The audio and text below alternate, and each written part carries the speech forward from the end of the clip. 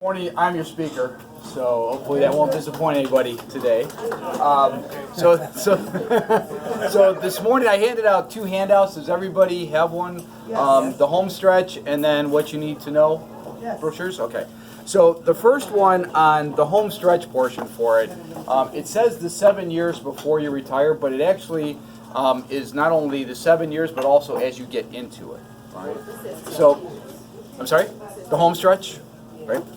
So when you start to look and thinking about retirement, even if you are in retirement, determining when's the right time, the aim to take your target date, maximizing the income and that you have as an asset for it, making sure that you've got the right Social Security and understanding the programs that are there for it, and then making sure that we look beyond just what we have on the monetary sense as far as what we have on a long-term sense is what's your sense of purpose when you actually get into retirement. Right? Part of it is financial, but the other part of it is, basically it's 365 days of always being on vacation, right? So it's or 366 if it's leap year, I guess. So what do you do for all of those days in that for, right? So that becomes kind of the key to start to look at for it. So, it's interesting because when they looked at retirement, the godfather of retirement is Otto von Bismarck. Anybody remember St. Bismarck? Sure. Okay. So back in 1890, he basically looked at what they should be from a retirement area. Basically, life expectancy back in 1890 was roughly about 50 years old. Wow. All right. So if you made it past that, obviously you were in a very good position. Back at a retirement age, though, it was basically around age 70. At that point, so there was a big difference. So if you could have someone retiring at 70, he would say, well, put her income at 70, we'll start to pay people out. Well, that's great, but most of the people didn't make it to 70, so the money could last a long time at that point, right? In 2017, if we fast forward for the presentation here, retirement age roughly 65, 66, and life expectancy into the mid-80s, right? When Social Security was put in place for it, the average life expectancy at that point in time was roughly 63. You couldn't get it till 65. And statistically, if you made it to 65, for most men, usually within 2 or 3 years of after retiring, there was life expectancy at that point. So the program was basically set up in a situation where it should be able to survive if those statistics, so to speak, would have continued to happen for it.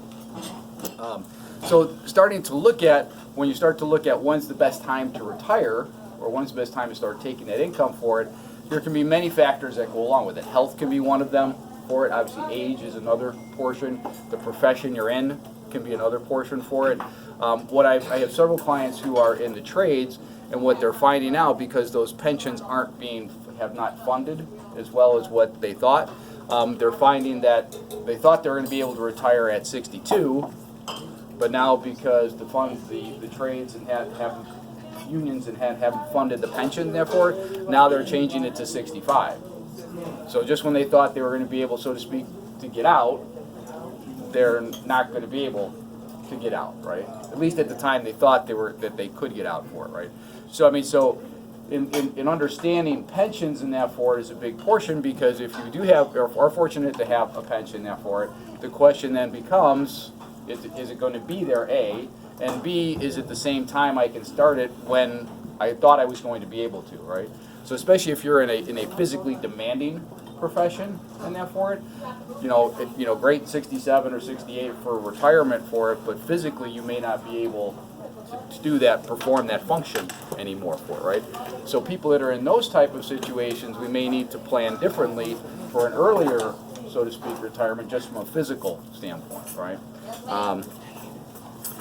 And then right now, nearly half of people retire in their early 60s. So 62 is the earliest you can get Social Security.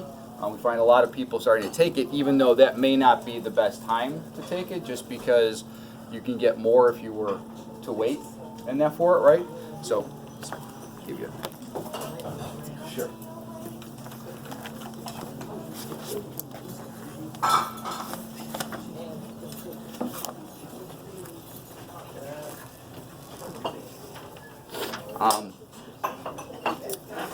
And then there's couples should plan for age differences too. So it used to be that couples would get married roughly age 24 for a male, 22 for a female at that point in time. And then as time would go on, right now the concern becomes long-term, especially looking at potential Social Security. Women may live 5 years longer than what men, and they could be on their own for that period of time. And when that happens, there's several things that happen from an income type standpoint. First is if you are married, then do you get both Social Securities if someone passes? You only get one, right? So there's an immediate potential loss of income there for it. It could be also with a pension, if you have a pension coming in. A lot of pensions sometimes are where it's 100% for the primary person, and then if someone passes, then the spouse only gets 50%, right? So it's starting to look at the differences that are there, and then do you potentially need that same income coming in, right? I mean, if you're getting $1,000 and all of a sudden that drops to $500, do you still need the $1,000? If so, then where are we going to come up with that $500 at for, right? So there's some certain planning techniques and things that we can look at to start to plan ahead to say where those monies and that would be coming from for it. So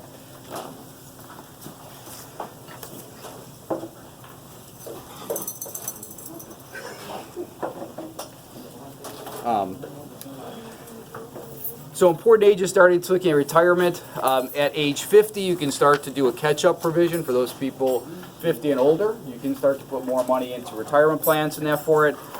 In some instances, at age 55, you can start to take pensions or that for it. One thing, if you do know someone that is 55 and they retire the age of 55 for it, and they have a 401k or a 403b, in those instances you can take, as long as the accounts stay in those asset classes, they can take distributions without penalties. There could be tax implications, but there's not that 10% penalty for an early withdrawal and that for it. So depending on the program for it, that can be also something that could help provide dollars that somebody could use if they are 55 or older when they actually were to retire at that point for it. Obviously 62 is the earliest you can start to get Social Security. Right now, you know, you're looking at most people 66 or 67, and 70 is the maximum if you defer on your Social Security that you can get the maximum payout. Every year beyond your full retirement age, it's an 8% increase in the deferral amount for it. So if there could be reasons to delay because it can be a bigger person, a bigger amount of money in that for it. And then at 70 and a half, what happens? What's the government make you do? Require minimum distributions, right? They make you start taking monies out of your account, whether you want to or not. Now there has been discussion about potentially increasing that number to age 72. I'm not sure why they would go to a round number as opposed to a half at that point, but if they were to do that, I don't necessarily see that happening because I look at the 2 years difference, they would not get tax revenue on dollars coming out, right? So even if it's $1,000 that somebody has to take out, and they get $100 on that amount of money, that's $100 the government's not going to get for a 2 year period of time, right? So call me cynical, I don't know. So when you start to look at it and we start to think in terms of income in that for it, you can come over here, Michelle. Usually like 70 to 80, 90% of your pre-retirement income is what we'd like to try and have in retirement. If you think of it in these terms, you're paying into Social Security, you're paying into a 401k or 403b or something of that nature for it. Now you have the ability where you don't have to pay into those anymore. You have those dollars potentially available. So you don't need to have account for those in savings for it. When we want to try and maximize contributions in that for it, right now the contribution limits are $19,000 for those people under age 50, and you do get a catch-up provision of $6,000 for that for it. So you can start to put more into those plans with regard to it. If you want to make your 18-year-old a millionaire, does anybody know how to make an 18-year-old a millionaire? Okay, so I'm going to tell you a way. So if you have a son, daughter, grandson, granddaughter, if they were to put $2,000, or you were to contribute $2,000 a year, in a Roth IRA account for them, right? Be tax free if they were to take it out down the road. Started at 18, between the ages of 18 and 25. So basically 7 years worth of contributions in that for it. If they were to then earn market returns of roughly 10% a year, by the time they got to 65, they'd have $1 million. Okay. In the first few years, it doesn't look like anything, but it starts, obviously, as time goes by. It's the time in the market, not necessarily the timing of the market. To get to that same number, if you're 25, and start putting $2,000 a year away for the next 40 years, you get to about the same number. So if you want to make your grandson, granddaughter millionaires or that for it, there's a potential way to do it. If they have income from anything, you get up to $2,000, you can make the contribution in there for them, right? So I know everybody would like to rewind to when they were 18, right? Or maybe not, maybe 21, right? And then be able to live that over again, you know. So just a tidbit there for it. So, right. So then when you start looking at, again, different income areas for it on Social Security, right now those people age 66 and 2 months at age 55, they can get, that's how old you have to be to get your full Social Security. Does anybody know when you can get your first Social Security check? 62 in 1 month. Because you can't apply until you're 62, right? Right? You can't apply for Social Security until you're 62. So it's not 62, it's 62 in 1 month, right? Because they would pay you the next month for it, right? They don't let you apply at 61 and 11/12, I guess, right? You know, so you have to wait till you're 62. I got a question. Yes. Oh, sorry. Yeah. I heard that if you retire at 62, then you get some. You don't get the full benefits or something. Correct. So the question was, at 62, is there a reduction of benefits? And the answer is yes. So right now, if 66 is your full retirement age for it, and retiring at 62, it's about a 25% reduction in your benefits if you waited till age 66 or your full retirement age for it. People at age 67, taking it at age 62, it's almost a 30% reduction in what you would receive in Social Security benefits. So, yes?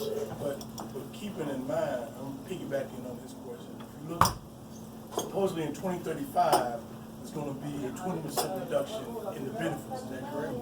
Assuming that there are, so the question is, in 2034, 2035, will there be a reduction? And the answer is yes, assuming that they make no changes to the program.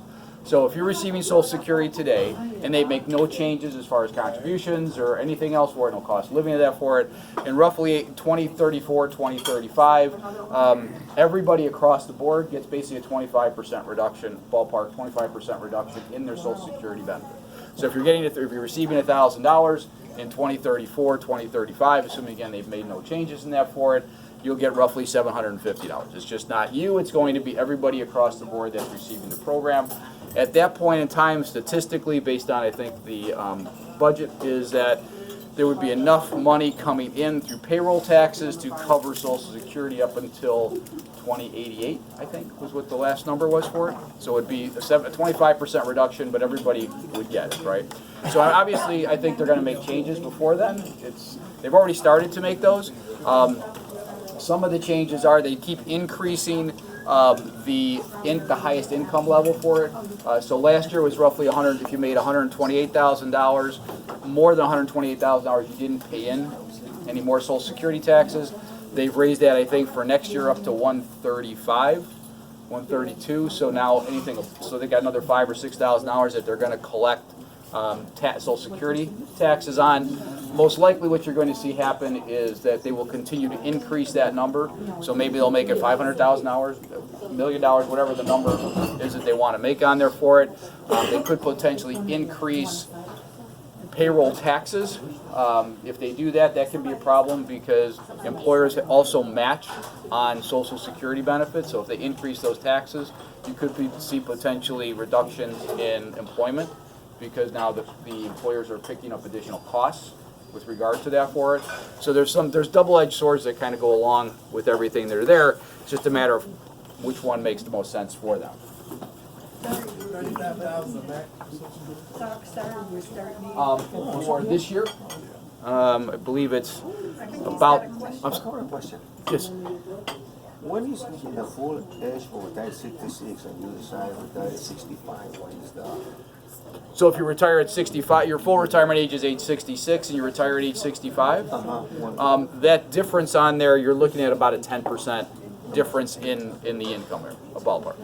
But also be aware, if you retire before your full retirement age and you are still continuing to work, you can only earn a certain dollar amount before you lose 2/3 above it. So this year it's roughly $17,000. For next year it's roughly $18,000 for it, unless it is the year that you reach your full retirement age. So if it's the year you reach your full retirement age.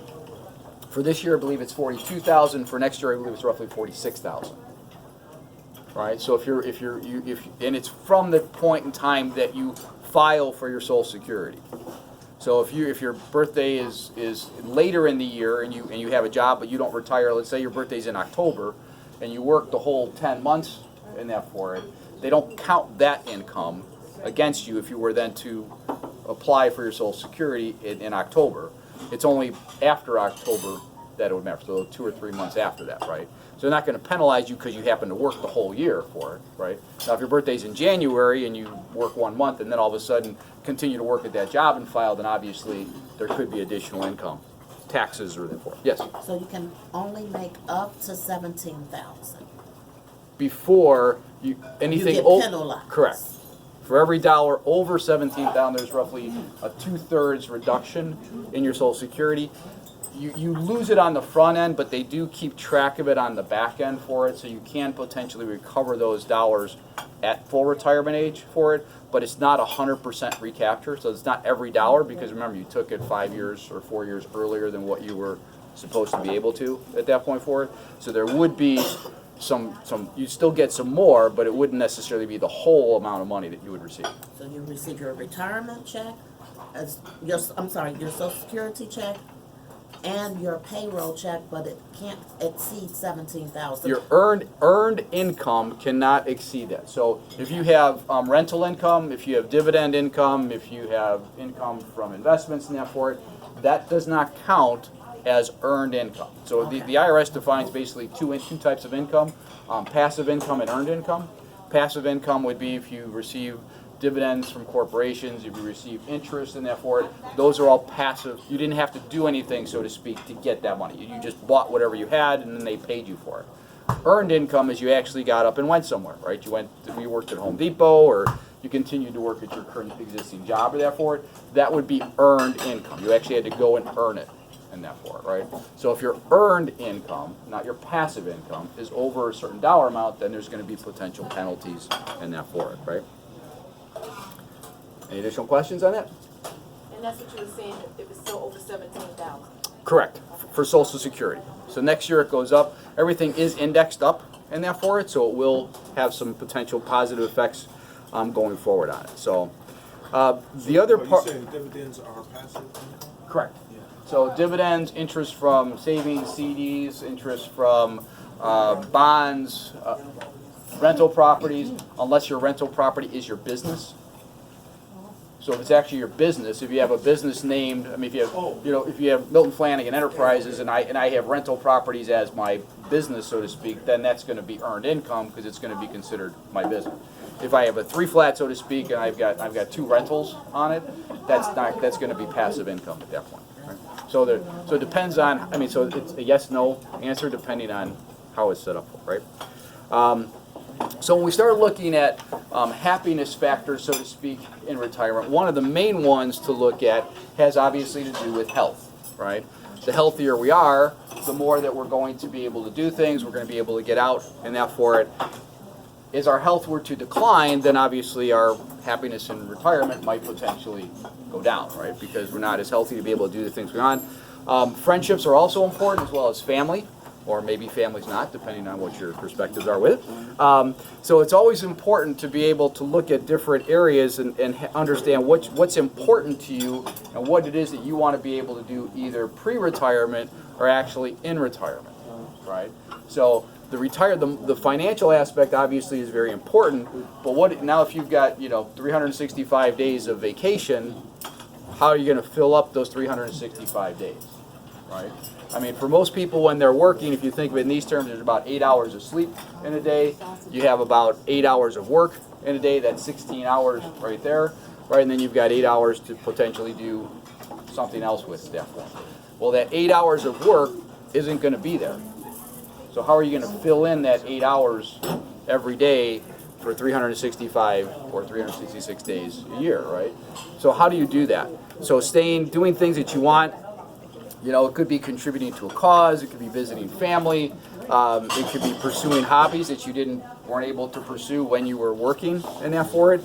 I always look at retirement as a point in time to do the things you want to do, as opposed to the things you have to do, right? I mean, when you're pre-retirement and you've got kids with that for it, and you have to go to work because you have to put food on the table and things of that nature, right? Well, all of a sudden you want to be able to do things you want to do, and that potentially becomes where retirement or that can be for it, right? Although it is interesting, one of the highest areas of new business startups are those people who are in retirement. Because a lot of times they have the financial baseline with which to start with. They know they've got either Social Security or a pension or income coming in for it, and now they can have these, so they don't have to worry necessarily about doing it from an income standpoint, but yet they can create the business for it, potentially have themselves earn more income or that for it as well, right? So things accomplished by people age 65 and older. Anybody ever use a thesaurus? Peter Rosette, he was over 65. He was 73. Anybody ever eat at KFC? Colonel Sanders was 65. There's Madonna Booter, a triathlete at age 82. Grandma Moses started painting at age 76. And Yuichiro Maruma climbed Mount Everest at age 80. All right, so they didn't say if he made it back down. They said he went up. So. And more people get killed going down than they do going up. So here's a quote: "Retirement is wonderful if you have too much. If you have two essentials: too much to live on and much to live for." Unknown quote. So again, starting to look at, we look at timing on it. We look at your assets that are available. The one thing that we have to look at in retirement that becomes kind of challenging has to do with cost of living increase, right? So anybody have either rent property or own property? Okay, if you did that and you got a property tax increase for it, even if you're a renter, you paid property taxes because they just increased your rent to cover the cost of the taxes, right, for it? So if that cost continues to go up, but your income stays the same, what happens to your overall standard of living? Potentially goes down, right? Because if my costs keep going up, my income stays the same, I don't have as much disposable income to do the things I want to do with, right? So it's how do we make those things work for it, and being able to say that we've got a good plan in place to make sure that we can achieve the goals that we have for it. So, any questions on that for right now? Okay. Then there was a book I handed out that said, or a pamphlet that says, what you need to know about beneficiary designations. All right. This is a very key one. I've had 2 clients who have had someone pass in their family just recently in that for it. And the key starts to the key starts to look at making sure that all of your beneficiaries are up. So, how many people in here have a life insurance policy? When was the last time you looked at the beneficiaries on the life insurance policy? When you probably started it, right? Things may have changed over the last 5, 10, 15, 20, 30 years or so for that for it. I'm not saying that you need to change what's on there, but it would be good to review it. If you do not have contingent beneficiaries on there, I strongly recommend that you put contingent beneficiaries on the account. Right, so if you have your husband or your wife as your beneficiary for it, but no one listed after that, if, God forbid, the boat goes down with both of you on it, now you've got a probate situation, potentially, right? Because there's no secondary person, and the insurance company wouldn't know who to make the payments to, okay? Additionally, year after year, millions of dollars go unclaimed for life insurance policies because nobody knows there's a policy out there. Right? The person that bought the policy may know that they had the policy, but nobody else may know it. And if you've had the policy for 10, 20, 30, 40, 50 years or so, you may not know where you put the policy, right? And if you don't know where the policy's at, then how is anybody going to be able to access the information or potentially make a claim, right? So if they don't have the documentation, you can't make the claim. Millions of dollars go unclaimed every year because nobody's there to claim them, right? So when we start looking at your beneficiary portion for it, it's looking at your beneficiaries across the board, right? So it'd be looking at your beneficiaries on your life insurance policies. If you have savings accounts and that for it, or checking accounts in a number of banks of that for it, you want to make sure you have a beneficiary listed on it. Some banks will not allow on checking accounts beneficiaries to be listed for it. The reason that's important is even if you have a joint account, again, if something were to happen to both of you at the same time and no beneficiaries are listed, you could have a potential situation with a probate on it because, again, the bank is not going to just give money away to anybody, right? Somebody has to be able to be there to claim it. So it'd be good to have it. I just went through this with 2 clients who did not have beneficiaries listed on savings accounts in that for it, nor on checking accounts. And one of the spouses just passed. So now if something were to happen to that person before they're able to get to the bank to get that changed, then there's potentially going to be an issue because there could be a probate situation on the asset because now there's no place for them to tell them where the money is going to go to, right? So within those accounts, you should be able to do it. If you have, in some accounts with regard to like annuities and life insurances, there can be potential ways if you want to designate how your beneficiaries would receive the money. You can potentially do what's called a restricted beneficiary situation on it, which will tell the company how exactly you want those monies paid out. So if you want those paid out over a 5-year period of time, if you want them paid out over a 10-year period of time, if you want them paid till they're 50 and then they can do whatever they want with it, whatever the amount would be. Potentially they could have to take whatever potential IRS rules would be for it. If they had, so if you said they can only take $1,000, but the IRS says they have to take 2, the company's going to send them 2 because that's what the IRS says that they have to take out of it, right? But if you only have to take 1, they're going to send them the 1, and if they get to a certain age, then maybe they're going to send them more, or depending on what you want in it for, right? So it's important to review the accounts that you have, because within each of the accounts that you have for it, there may be specific nuances in there which may be able to provide protection for what it is that you want to have done with it. Yes? What if you have 3 beneficiaries on your checking account and one passed? Do they go to their children or the other 2 get everything? So the question is, if you have multiple beneficiaries on an account and one of those beneficiaries was to pass, what happens to the proceeds? If there are 3, let's use 4 because it's an even number right now. 4 beneficiaries on the account, each would get 25% at that point in time, right? If something happens to one, then each of the remaining beneficiaries get 33%, right? If, however, you have it on an account where there's something that's called per stirpes, then that means that that person's share would go to their bloodline. So their children that far, right?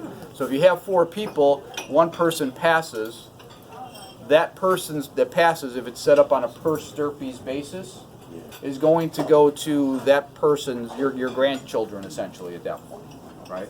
If there are no grandchildren of that for it, then obviously it would just go to the other 3 individuals. Potentially, there could be some other rules. Yes. You have to let the bank know you want to do it for separate. There's usually on the banks. I'm not sure if the banks will do that. A lot of banks will not. Some banks will, but typically, if you see it on like 401k plans, IRAs, retirement plans, pensions, things of that nature for it, where this can be, and simply just checking the box that says per stirpes on it. You check the box per stirpes. That means anything that happens to you, to that person, if they're not here, then again it's going to follow that bloodline. All right. And contingent beneficiaries will not get involved at that point until everybody so to speak, had passed, right? Because there wouldn't be any reason for them to be involved in that. So that's why it's important to do a beneficiary review. Probably in the next 60 days here, you're going to start getting all of your tax information in, right? So at that point in time, it could be you're getting your tax information in, it's starting to look at those accounts and start to say, okay, well, these are the accounts we have. When was the last time we potentially made changes? So I'll just use myself as an example. I have my wife as contingent beneficiary as primary beneficiary on all of my accounts, and I have all of our children listed as contingents. So if something were to happen to either one of us at the same time, I know that there's not going to be a probate situation, that those assets are going to go to the appropriate individuals, right? So it's important, you know, the old saying is it doesn't matter until it matters, and then once it matters, it's too late, right? So I'm starting to look at potentially titling of assets and make sure those assets are titled correctly. Looking at beneficiaries, if you have trusts, it could be making your trust as a beneficiary of the assets, right? Because everything then would flow through the trust, and then the trust would decide how everything is to be divided out at that point based on what you said. All right. As I had a conversation with a client earlier this week, don't let anybody tell you you can't do with your money what you want to do with it. It's your money. When it's their money, they can do whatever they want with it, right? But when it's your money, if you decide you want it to be distributed a certain way, or you want things to go a certain process on it, guess what? It's your money. You can decide to have that done, as obviously it's a long legal situation for it. So it's important to stay on top of it, because if you don't, and again, it's nothing that has to be done maybe on an annual basis in that for it, but periodically it is good to review them because things change, right? Maybe you've had a marriage in the family and you're not fond of the person that they married, right? Maybe you have a new grandchild and they're not included in some paperwork, so therefore, right? If you do have a trust, you don't have to rewrite the whole trust. You can just do an amendment to a trust, amend that particular section. So if it's a beneficiary section and you have a grandchild that you want to add specifically to the trust, you just amend that section of the trust. So section 2-1, which says beneficiaries, now add, Emily as the beneficiary for that one, right? If you have a will, you don't have to necessarily rewrite your will if you want to update your beneficiaries. You can create what's called a codicil. The codicil is like an amendment. They will add it to your will, and now you've got an update in your will that says you have someone, or whatever the change is you have in there for it. So it's important to be able to just start to look at these things so that you're aware of what the potential options in that are with it, right? And inside your trust, if you have them, you can obviously create sub-trusts in there for it, special needs trusts in there for it. Assets that remain in your trust will not be subject to outside influences. So, right? So if your assets remain in your trust and your son or daughter is just supposed to get an income stream from that trust and that for it, that is not considered marital property, the corpus. Right? So if you're going to give them $100,000, say, on that for it, stays in your trust, and their marriage were to dissolve, that's not the ex-spouse's money, right? It'd be like, give me your father's money or give me your mother's money. That makes absolutely no sense, right, at that point in time for it, right? So those are part of it. And when you start to look at your either trust or those assets for it, it's making sure, I would also suggest you're coming into the new year, you may want to look at your powers of attorney for property and health care, right? Again, powers of attorney are only good while someone is here. They cease when someone goes bowling with the angels at that point in time, right? The other part of it is if a power of attorney was set up and is not on an account in that for it, some institutions may have time limits to the validity of it. So what I mean by that is after a certain period of time, there's a term they would call it became stale, right? So it became stale, meaning that it can't be used anymore for it. So some instances when I was at Citibank, it was 365 days. On 366, unless it was a leap year, you either had to bring in a brand new power of attorney, or you had to have the existing power of attorney re-notarized at that point in time for it. If it's on the account, it's fine because they assume that the person that's on the account is going to continue to be there until they get a new power of attorney or that for it, right? But if you have one and you haven't done it for a long period of time, typically 1 to 3 years is what most companies will look at. But if you have one that's 5 or 10 years old, you have to understand the institution that's handling your money, they want to make sure that the person that they're going to be allowing to execute transactions on your account has the legal right and legal authority with which to do so. All right. Also reviewing your potential healthcare powers. If those are relatively old as well, right? If they're stale and haven't been updated in a period of time, maybe you have someone on there, maybe it was your husband or your wife and they recently passed or that for it. Well, you would want to update that because they have that portion available for it, right? My suggestion usually on the healthcare power is that whoever your healthcare power is, give them a copy of it, potentially have them keep it in their glove box of their car, because if they get the call they need to go somewhere for it, they're not going to be thinking, what papers do I need to bring to the hospital? They're just going to be headed to the car, and most likely if they get to the car, worst case they have it. Nowadays things are a little bit different because you can scan it, you can take a picture of it, you can do all kinds of other things, which could potentially be emailed or provided to the hospital or that at that point in time. So things are a little bit different today than what they were in the past. But if you have a hard copy for it, by having a copy in the car or vehicle for it, usually is the best thing, because I know that that's going to be going somewhere, and the worst is you got to run back out to the car and get it, right? Powers of attorney for property or financials should not be kept there for it, because if your car were to get stolen, someone could potentially impersonate the person that's going to be there for it, right? So that would not be necessarily advisable. Anybody in here have a safe deposit box? Yes. When was the last time you reviewed the title on the safe deposit box? The title. If you're the only person listed on it and something were to happen, how are they going to get into the box? Some banks will not allow any access to the box whatsoever. Some banks will allow, with a bank officer there, allow someone to go in and get the will or the trust out of the box. Each financial institution they handle it is completely different. Right? So if you only have your name on the box for it, the question is, if somebody should need to access it, the reason you have the box most likely is because that's where the important papers are, right? You wouldn't just keep, your tooth in there or something, right? You'd want to have something that's vital for it, right? Unless it's a gold tooth, maybe. So if that's the case, you want to make sure that people can access it. So now is the time of year, as you're starting to review things, or over the kind of next 60 days, as information starts to come in, to say maybe it's time to do a review of what we have and do a listing of what's there, so now we can kind of know what's there for us. All right. That being said, if there is something that is available for my clients, if you want, you can link it up. It's called a program called Cash Edge. It'll allow you that if you have an electronic at a bank or that for it, it'll allow you to pull all of that information and have basically one repository for it.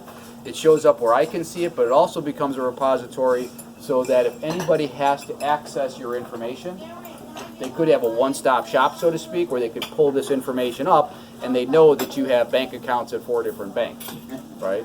Or you have certain life insurance or certain new, which they may not know, and if you've moved or that for it, paperwork may not get forwarded. So where does that information go to, right? So these are all ways to be able to try, kind of this time of year. I know it's a little busy with the holidays here, but between Christmas and New Year's could be a time to start thinking. In January, you're going to start getting your 1099s for tax purposes and that for it. If you should have stock that is held at a transfer company and that for it, I usually recommend on that, if possible, to get that consolidated into a brokerage account, because if you have 3 stocks that are held individually for it, so you have somebody at ComputerShare, someone at AST, those have to be 2 separate filings. By putting it into one brokerage account where it's just held, you can have beneficiaries and everything listed there, and if something were to happen, they can just be divided out and the stock can basically be transferred. Otherwise, you're dealing with multiple transfer companies, you're dealing with multiple agencies. The stocks may get lost, right? You have stock certificates. I know it's not as big today as what it once was, but I've had many situations where clients say, oh, I've got the stock certificate maybe somewhere, and then the beneficiaries don't know where it's at, or it's been lost, or it's been stolen, or it's been disintegrated or thrown in the fire or that for it, right? And now they're having to replace it, so there's a cost associated with that, and then there could be some potential tax implications as well. So if now's a good time to start be going through those, should you have anything of that nature, because now would be a good time to potentially start to consolidate those things, so you can say from a simplicity standpoint. I used to say when my mom was alive, if they were giving away a toaster, she'd go and open up a, put 10, whatever it was, $200 in to get her toaster. She could have bought it for 10, but she got the CD in that for her, right? And then after she passed, because she passed prior to my dad, I had to try and find all of these things.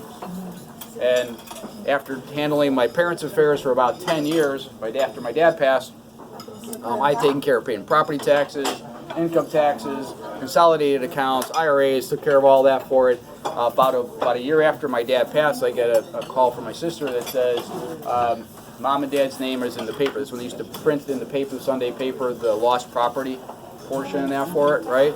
And I said, can't be. I've taken care of everything at that point in time. And she said, obviously you don't know as much as you think. So I went through, I got in touch with the state. Sure enough, there were 2 accounts, one for my mom, one for my dad. It was about $1,300. It wasn't a lot of money at that point, but I had gone through and taken care of everything for 10 years, and there were still some things that had slipped through the cracks in that point. So I just tell you from experience that if someone is coming on after you, you may think you know where everything is today, but as time goes by, things get complicated, things get misplaced to that for it. Having a good set of kind of paperwork together for it could potentially make things easier for yourself, as well as for someone that's going to be taking care of it. Now, if you want to get even with somebody, here's what you do. All right, so if there's somebody you really don't like, this is what you do. You don't do anything, you put them in charge. All right? Then you get the last laugh, right? You can say, okay, I'm not going to do anything. I'm going to put you in charge. Now you got to figure it all out, right? And they will call you a few names that you may not want to be called or whatever for it. So any questions? Yes? Yeah, that program you mentioned.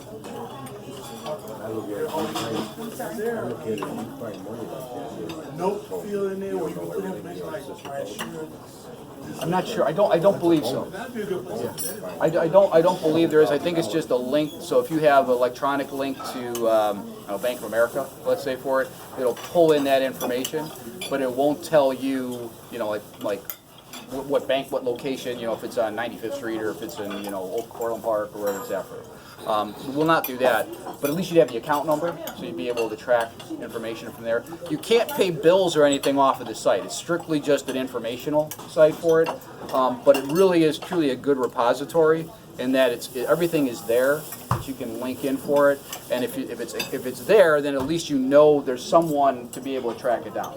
So I can't tell you how many times I have people come into my office and they say, hey, I know you help mom and dad with their financing effort. Do you know where maybe their checking accounts or any other assets they might have would be? Unless I have access to it, I can't give them any direction because I don't know what to do. And my usual response is, well, if you don't know it, go look at their latest tax return. Because if they received a 1099 for it, it's going to show up in the tax return for it, right? So that's the best guess that I could say is go look there. If you look there and you see something there, then obviously you don't know about it anywhere else, then obviously you can call the company and ask about it. If you don't have it there, then there could be lots of accounts that are not necessarily showing up anywhere at that point for it. So my question is, if the person on the list or anything, if they have an attorney, a family attorney or somebody, or where they feel comfortable with, and they can give them a list of there, like you said, make a list online. But the problem is that all this online stuff, when people get over a certain age, they're either going to be they're going to be tech savvy, or they're going to be a lot less tech savvy. And that's what everybody tells you to go online. So in a case like that, would be they give you a list of these? You certainly. So the question was, if you have, is it possible to give your attorney a list in that form? The answer is yes. You could give your list to whoever you would want, right? You can give it to your attorney, your accountant, or that for it.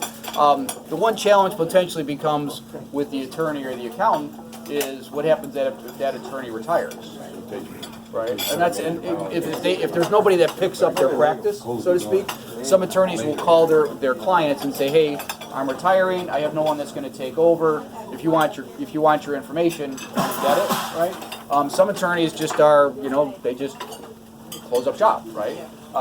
Some attorneys will buy. So can you give them the information? The answer is yes. You can give the information to whomever you would like. The key is twofold on it. First is to make sure that it's accurate. right? Whatever it is there for. So if you close an account, make sure that you go back in and update it for it. And the second one is to make sure that you give the information to someone that you can trust, right? And have it in a location where somebody would know to look at, right? Because just because you have it, you know, it's great you have it, but if you don't tell me where it's at, then I search the whole house, you know, and I find it, you know, in your nightgown or something, right? I mean, it's like, you know, how do I, you know, that would be the last place I'd look for anything, right? I looked in the drawers, I looked in the filing cabinet, I looked everywhere else I never thought to look there for, right? So, I mean, so I would say that yes, you can do lists in that for it, but, you know, it's the garbage in, garbage out, right? If you don't put good information in, you're not going to get good information out of it. Okay, person retired and they have a home-based business. Okay, and you know how businesses, they start off and they have losses or they don't really make that much money. When you said you can only make like 17,000, was it? Okay, so if say if they grow 17 or 18,000, and then are they counting the fact that if there's losses, or are they going to go by the gross amount? It's going to depend on how you're calculating your income for it. So if the question was how are they going to calculate the income if you have a home-based business for it? If it's a corporation, if you're an employee from the corporation, you're going to get a 1099, you're going to get a W-2 that says you earn so much. If it's a sole proprietorship, then it's going to be on a net basis of what your income was, because that's going to show up on your tax return. So that you can talk with your accountant a little more about, but it's going to really depend on how you have everything set up for it. Okay.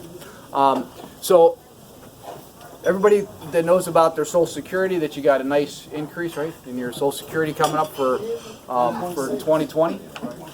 1.6. That was good news. Bad news. So how many of you here get Medicare? Anybody get Medicare? Well, remember the big hand giveth, right?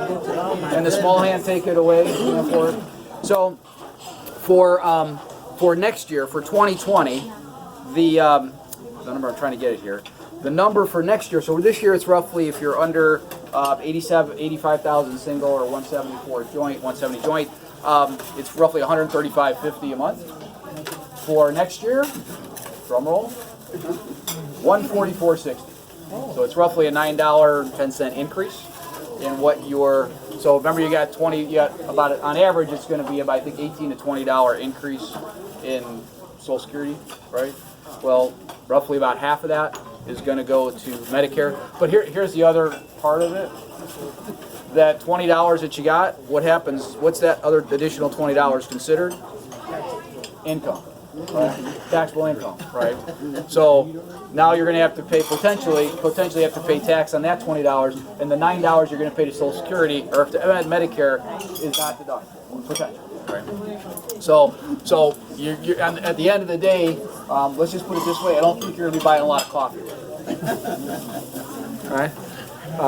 Especially not Starbucks, probably. So maybe Dunkin' Donuts, but not Starbucks at that point, right? And then they're also increasing. They are doing there's one good part, I guess. Part of it is that right now, if you are a single filer and you make in 2019 to make $85,000 or more, you have a surcharge for it.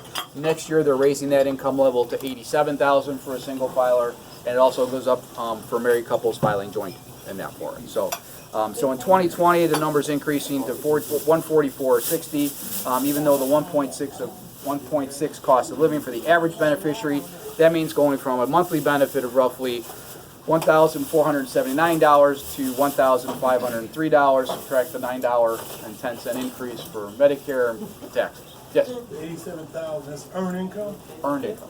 Total income. Total income. So if you had properties, dividends, anything added there for it. And not all income is the same, right? So, for example, municipal bond income, which right now is not taxable at the federal level, right? For Medicare purposes, they pull that income back in. So if, for example, you had $10,000 of municipal bonds, you say, hey, great, I'm not having to pay any taxes on this at the federal level. And let's say, for example, your income is $90,000. I'm just picking a number in that for, right? Well, there you say, okay, I take that $10,000, I only got taxed on $80,000, right? Well, no. For Medicare purposes, they're going to say you made $90,000. They're going to pull that $10,000 back in. It's called modified adjusted gross income for it. So you didn't make 80,000, now you made 90,000, so now you made more than the 87, which means that you're gonna have surcharges, potential surcharge penalties on your Medicare. So, you look like you have a question. No? You answered it, thank you. Oh, okay. So therefore, so there's also something going along out right now, just so people are aware. Many companies, number of companies are starting to look at buyouts on pensions for it. So you have to look at the numbers to see of whether the pension number makes sense in that for it. If you have anybody who is a TRS, SERS, a state employee who has a pension with the state, not through IMRF, but through either like TRS or SERS or that for it, and they are looking to retire before 2024. There is a program through the state of Illinois right now where essentially what they are doing is they're going to take your pension income. Let's say it's $2,000 a month. Just pick that as a number for it. State of Illinois right now has a cost of living increase guaranteed 3%. What they're going to do is they're going to take that the difference between what it would be today, that cost of living dollar amount, and 10 years out.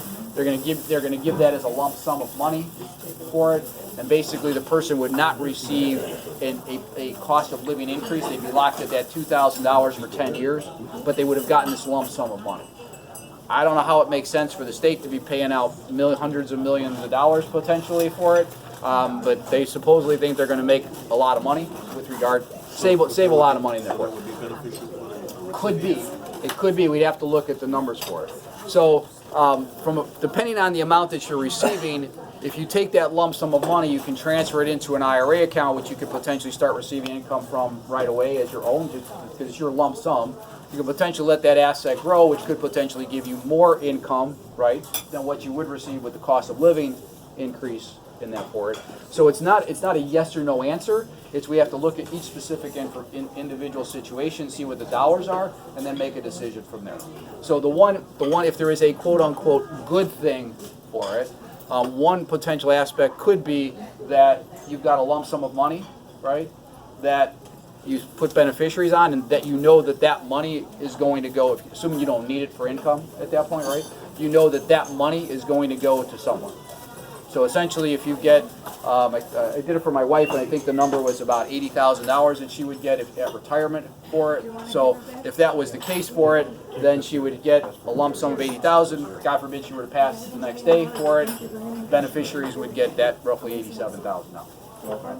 So if you have poor health or something of that nature, that could be a potential reason to do it. From that